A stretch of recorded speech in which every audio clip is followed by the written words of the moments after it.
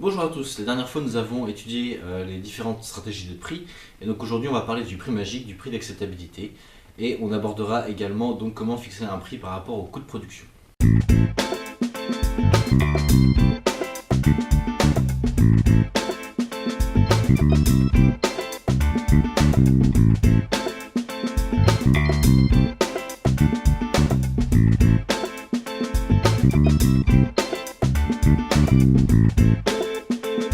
Aujourd'hui intéressons-nous au monde de la magie avec les prix magiques.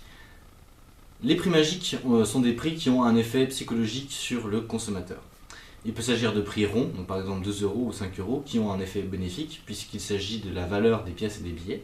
Ou alors il peut s'agir de prix qui sont en dessous d'une certaine barre psychologique, d'accord. Par exemple 49,90 € ou 10 990 €. Ces prix ont pour vocation de conforter le consommateur dans sa décision d'achat car ces prix sont généralement en dessous de la valeur perçue par le client. La valeur perçue correspond à la valeur que possède un produit ou un service dans la tête du consommateur.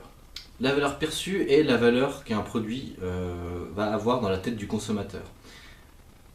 Bien que ce ne soit pas toujours une valeur monétaire, c'est ce qu'on appelle la valeur d'usage, cela est très souvent le cas. Et donc le prix magique doit se situer en dessous de la moyenne des valeurs perçues des clients, puisque chaque client aura une valeur perçue différente. Le prix d'acceptabilité maintenant est un prix théorique qui aura pour effet de maximiser les ventes.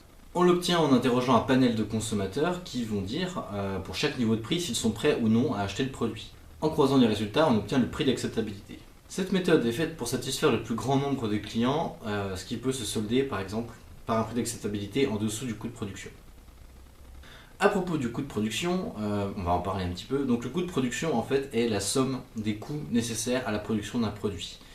Ces coûts donc intègrent les différentes charges qui sont à l'entreprise pour la production. Donc ça comprend par exemple les salaires, les charges liées à l'énergie, le loyer, etc.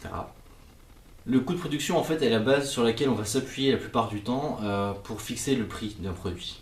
En effet, en France, mais ça vous le savez déjà, il est interdit de vendre un produit à perte, c'est-à-dire en dessous du coût de production. La technique la plus simple pour fixer un prix à partir de cela est de fixer un taux de marge qu'on va appliquer donc, sur le prix du produit. Par exemple, si un produit coûte 100 € à produire et qu'on pratique un taux de marge de 33% en moyenne, et bien du coup on va vendre le produit 133 €.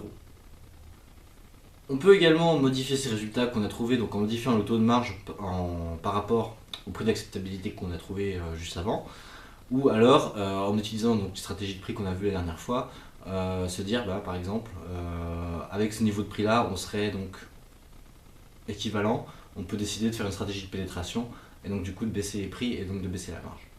C'est tout pour cette vidéo, j'espère qu'elle vous aura plu. Si c'est le cas, n'hésitez pas à l'aimer, à la commenter et à la partager partout où c'est possible. Ça fait toujours plaisir et je vous dis donc à la prochaine pour la prochaine vidéo.